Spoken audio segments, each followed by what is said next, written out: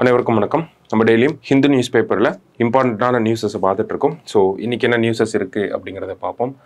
So கொஞ்ச நாளைக்கு முன்னாடி பார்த்தோம்னா நமக்கு தமிழக அரசாங்கம், தமிழக முதல்வர் தலைமையில் நமக்கு கேபினெட் மீட்டிங் அப்படிங்கிறது நடந்து முடிச்சுது.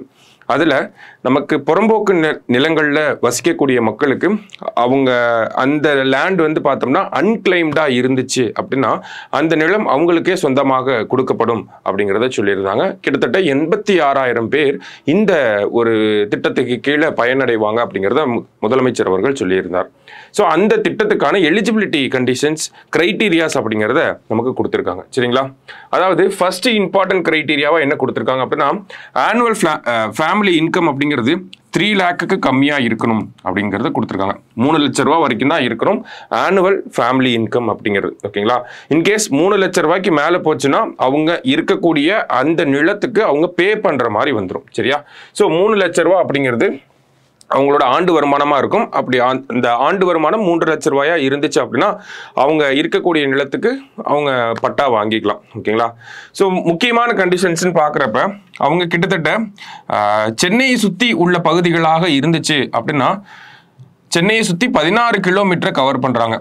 அதர் ரீஜன்ஸ் அப்படின்னா அதை சுற்றி 8 கிலோமீட்டர்ஸ் வந்து கவர் பண்ணுறாங்க. சரிங்களா? இப்போ சென்னையை சுற்றி நீங்கள் அந்த சர்க்கம்ஃபரன்ஸில் 16 கிலோமீட்டருக்குள்ளே இருக்கீங்க. அந்த இடத்துல ஒரு அன்கிளைம்டு லேண்ட் இருக்குது. அந்த இடத்துல நீங்கள் வீடு கட்டி இருக்கீங்க அப்படின்னா உங்களுக்கு அந்த பட்டா அப்படிங்கிறது வழங்கிடுவாங்க. ஓகேவா? நீங்கள் சென்னையை சுற்றி இருக்கணும், 16 கிலோமீட்டருக்குள்ளே இருக்கணும், அந்த இடத்துல வீடு கட்டி இருக்கணும். வீடு கட்டி 10 வருஷமாவது இருந்தீங்க அப்படின்னா 10 வருஷமாவது இருந்திருக்கணும். அதே மாதிரி ஃபேமிலி இன்கம் 3 லட்ச ரூபாய்க்குள்ளே இருக்கணும். சரிங்களா? இந்த கண்டிஷன்ஸ் எல்லாத்தையும் சாட்டிஸ்ஃபை பண்ணிங்கன்னா உங்களுக்கு ஃப்ரீ ஹவுஸ் பட்டா அப்படிங்கிறத அரசாங்கம் கொடுப்பாங்க. இதுவே சென்னையை தவிர மற்ற இடங்கள்ல இருக்கீங்க அப்படின்னு பார்த்தீங்கன்னா நீங்கள் அந்த இடத்த சுற்றி 8 கிலோமீட்டரில் இருக்கணும். அங்கே வீடு கட்டியிருக்கணும். வீடு கட்டி 5 வருஷத்துக்கு அந்த வீட்டில் இருந்திருக்கணும். அதே மாதிரி உங்களோட இன்கம் அப்படிங்கிறது 3 lakhக்குள்ளே இருக்கணும். சரிங்களா? ஸோ இந்த கண்டிஷன்ஸ்லாம் நீங்கள் சாட்டிஸ்ஃபை பண்ணீங்க அப்படின்னா உங்களுக்கு ஃப்ரீ ஹவுஸ் பட்டா அப்படிங்கிறத கொடுப்பாங்க. இதுவே உங்களுடைய ஆண்டு வருமானம் அப்படிங்கிறது 3 லட்ச ரூபாய்க்கு மேலே இருக்கு அப்படிங்கிற பட்சத்தில் என்ன ஆகுது, நமக்கு அந்த லேண்டுக்கு நம்ம பே பண்ணுற மாதிரி வருது. சரிங்களா? சரி, இப்போ எவ்வளோ லேண்டு நமக்கு கொடுக்க போகிறாங்க, எத்தனை சென்ட் கொடுக்க போகிறாங்க அப்படிங்கிற ஒரு கேள்வி வரும் இல்லையா? ஸோ அரசாங்கம் எவ்வளோ சென்ட் கொடுக்க போகிறாங்க அப்படிங்கிறதையும் நமக்கு தெளிவாக கொடுத்துருக்காங்க. அதாவது சென்ட் கணக்கில் பார்த்தோம் அப்படின்னா இப்போ ஒரு ஆக்கிரமிப்பு பகுதியில் இருக்கிறவங்க நமக்கு ஒரு குறிப்பிட்ட ஒரு அரை சென்ட்டில் இருக்கலாம். ஓகேங்களா? அதாவது அப் டு 1 சென்ட் வரைக்கும் இருந்துக்கலாம். சரிங்களா? 1 சென்ட் வரைக்கும் இருந்துக்கலாம். 1 சென்ட்டை தாண்டி போச்சு அப்படிங்கிற பட்சத்தில் அந்த எக்ஸ்ட்ராவாக இருக்கக்கூடிய நிலத்துக்கு அவங்க பே பண்ணுற மாதிரி வரும். சரியா? ஸோ இதுலேயுமே ஒரு சில கிரைட்டீரியாஸ் அப்படிங்கிறது இருக்குது. இந்த 1 சென்ட் அப்படிங்கிறது சென்னையை சுற்றி இருக்கக்கூடிய பகுதிகளுக்கு மட்டும்தான். அதாவது சென்னை மாநகராட்சி, தாம்பரம் மாநகராட்சி, ஆவடி மாநகராட்சி இந்த பகுதிகளை சேர்ந்தவங்களா இருந்தீங்க அப்படின்னா 1 சென்ட் அப்படிங்கிறது கொடுக்குறாங்க. இதே மற்ற மாநகராட்சிகள், உதாரணத்துக்கு கோயம்புத்தூர், மதுரை இந்த மாதிரி இருக்கு, அல்லது பேரூராட்சிகள், நகராட்சிகளை சேர்ந்தவங்களா இருந்தீங்க அப்படின்னா உங்களுக்கு 2 சென்ட் வரைக்கும் அரசாங்கம் தராங்க. இதுவே கிராமப்புறங்களா இருந்துச்சு அப்படின்னா 3 சென்ட் வரைக்கும் அரசாங்கம் கொடுக்க போறாங்க. சரிங்களா? ஸோ இது ஒரு கிரைட்டீரியாவாக இருக்கு. அது மட்டும் இல்லாமல் நமக்கு இவங்க இருக்கிறது எல்லாமே அன்கிளைம்டு லேண்டாக இருக்கணும். ஓகேங்களா? ஸோ அந்த அன்கிளைம்டு லேண்ட் அப்படிங்கிறது எப்படி டிஃபைன் பண்ணுறாங்க அப்படின்னா அன்அப்ஜெக்ஷனபிள் புறம்போக்கு லேண்ட் அப்படின்னு சொல்லி கொடுத்துருக்காங்க. அது இல்லாமல் 4 types ஆஃப் அப்ஜெக்ஷனபிள் புறம்போக்கு லேண்ட், அதாவது அப்ஜெக்ட் பண்ணக்கூடிய புறம்போக்கு லேண்ட் அப்படின்னு சொல்லி அதுலேயுமே ஒரு 4 கேட்டகரியும் நமக்கு உள்ள வருது. சரிங்களா? கார் ட்ராக், களம், பரியல் கிரவுண்ட் அண்ட் தோப்பு இந்த மாதிரியான பகுதிகள் இருக்கவங்களும் எலிஜிபிள் தான் அப்படிங்கிறத சொல்ல வராங்க. சரியா? ஸோ கண்டிஷன்ஸ் அப்படிங்கிறத மட்டும்தான் நம்ம இந்த இடத்துல பார்த்துட்டு இருக்கோம். ஸோ இந்த கண்டிஷன்ஸ்லாம் யார் வெளியிட்டிருக்காங்க அப்படின்னு பார்த்தோம்னா Tamil Nadu revenue and disaster management department வெளியிட்டிருக்காங்க. ஸோ ஃபர்ஸ்ட் இன்கம் கிரைட்டீரியா அப்படின்னு பார்த்தோம்னா 3 லட்சம் ரூபா. அந்த புறம்போக்கு லேண்டில் நம்ம வீடு கட்டி இருக்கணும், அது ஒரு கண்டிஷன். ஓகேங்களா? அப்போ ஹவுஸ் அப்படிங்கிறது ஒரு முக்கியமான கண்டிஷனாக இருக்குது.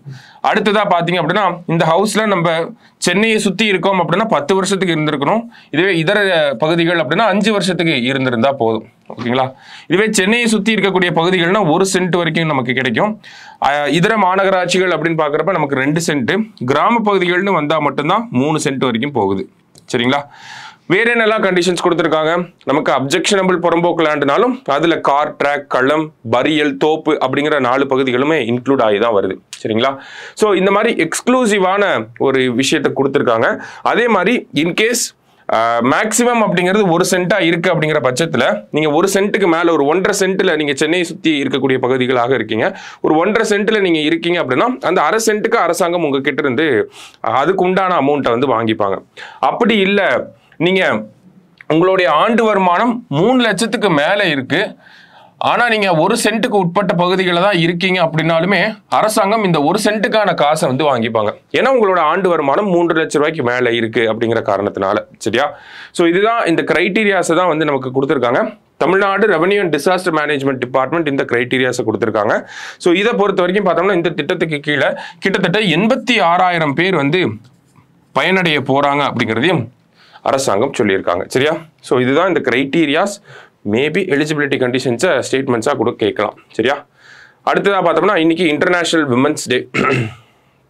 ஸோ இந்த வருஷத்துக்கான தீம் என்ன அப்படின்னு பார்த்தீங்கன்னா accelerate action for gender equality அப்படிங்கிறது தான் இந்த வருஷத்துக்கான தீம். சரிங்களா? ஸோ 2 ஆர்டிக்கல் கொடுத்துருந்தாங்க விமன் ரிலேட்டடாக. ஸ்டில் நமக்கு தேவையான விஷயங்களை மட்டும் பார்த்துப்போம். ஸோ பப்ளிக் ஸ்பேசஸில் விமனோட சேஃப்டி அப்படிங்கிறத இன்னும் என்ஹான்ஸ் பண்ணணும் அப்படிங்கிறதா இந்த ஆர்டிக்கலில் எக்ஸ்க்ளூசிவாக பேசியிருந்தாங்க. அவ்வளோ வளவலனும் நம்ம படிக்க தேவையில்லை. சரிங்களா? இதில் இருந்த முக்கியமான விஷயம் நமக்கு தேவையானது என்ன அப்படின்னு பார்த்தோம்னா India was ranked 128th among 177 countries rated in Women, Peace and Security Index 2023 அப்படின்னு சொல்லி கொடுத்துருக்காங்க. ஓகேவா? அப்போ இந்தியாவோட ரேங்க் எதில் விமன் பீஸ் அண்ட் செக்யூரிட்டி இண்டெக்ஸில் இந்தியாவோட ரேங்க் என்ன அப்படின்னு பார்த்தோம்னா 128வது இடத்துல இருக்கும் அப்படிங்கிறத சொல்கிறோம். சரியா? அடுத்தது இங்கே பார்த்தீங்க அப்படின்னா and equitable future for women in science அப்படின்னு சொல்லி கொடுத்துருக்காங்க. அதாவது science, technology, engineering, mathematics, stem அப்படின்னு சொல்லுவாங்க. இதில் விமனோட பார்ட்டிசிபேஷன் அப்படிங்கிறது கம்மியாக தான் இருக்குது. அதே மாதிரி ஃபீமேல் லேபர் ஃபோர்ஸ் பார்ட்டிசிபேஷன், தொழிலாளர் சந்தையில் பெண்களின் பங்களிப்பு அப்படிங்கிறது ஏறக்குறைய 41.7% இருக்கு. இது 2த்தையுமே இன்க்ரீஸ் பண்ணணும் அப்படிங்கிற பாயிண்ட் ஆஃப் வியூல இந்த ஆர்டிகல் வந்து நமக்கு வந்திருக்கு. சரிங்களா? ஸோ இதனாலலாம் பெண்களுக்கு வந்து அந்த ஒரு ஸ்டெம் அப்படிங்கிற அந்த ஒரு விஷயத்துல பெண்கள் அதிகமாக இல்லை அப்படிங்கிற காரணத்தை பார்க்குறாங்க. பேட்ரியார்கி அப்படிங்கிறது ஒரு காரணமாக இருக்கு, ஜெண்டர் பயாசஸ் அப்படிங்கிறது ஒரு காரணமாக இருக்கு, லேக் ஆஃப் ரோல் மாடல்ஸ் அப்படிங்கிறது ஒரு காரணமாக இருக்கு, ஃபீமேல் ஃபேக்கல்டிஸ் இல்லாமல் இருக்கிறது, PhD பண்றவங்களுக்குலாம் அந்த ஃபீமேல் ஃபேக்கல்டிஸோட சப்போர்ட் இல்லாமல் இருக்கிறது, மேரேஜ் அப்படிங்கிறது ஒரு காரணமா இருக்கு, ஃபேமிலி கேர் அப்படிங்கிறது ஒரு காரணமா இருக்கு. இந்த மாதிரி பல்வேறு காரணங்களை இந்த ஆர்டிகல்ல நமக்கு சுட்டி காட்டியிருக்காங்க. ஸோ இதுக்காக கவர்மெண்ட் என்ன மாதிரி ஸ்டெப்ஸ் எடுத்திருக்காங்க, ஸ்டெம் விமனை பொறுத்த வரைக்கும் ஸ்டெம்ல இன்க்ளூட் பண்றதுக்காக நிறைய ஸ்டெப்ஸ் இருக்கு. இங்க ஒரு 2-3 ஸ்டெப்பை கொடுத்துருக்காங்க, அதை மட்டும் நோட் பண்ணிக்கிறோம். Department of science and technology கட்டி அப்படிங்கிறத 2020 கொண்டு வந்திருப்பாங்க. Gender advancement for transforming institutions அப்படின்னு சொல்லி ஸ்டெம்ல விமனோட பார்ட்டிசிபேஷனை இன்க்ரீஸ் பண்றதுக்காக பண்ணியிருப்பாங்க. அடுத்தது வைஸ் கிரண், WOS அப்படிங்கிற திட்டங்களும் department of science and technology நமக்கு பண்ணியிருக்காங்க. இதே பயோடெக்னாலஜி டிபார்ட்மெண்ட் என்ன பண்ணியிருக்காங்க அப்படின்னா பயோ கேர் அப்படிங்கிற ஒரு ப்ரோக்ராம் கொண்டு வந்திருக்காங்க.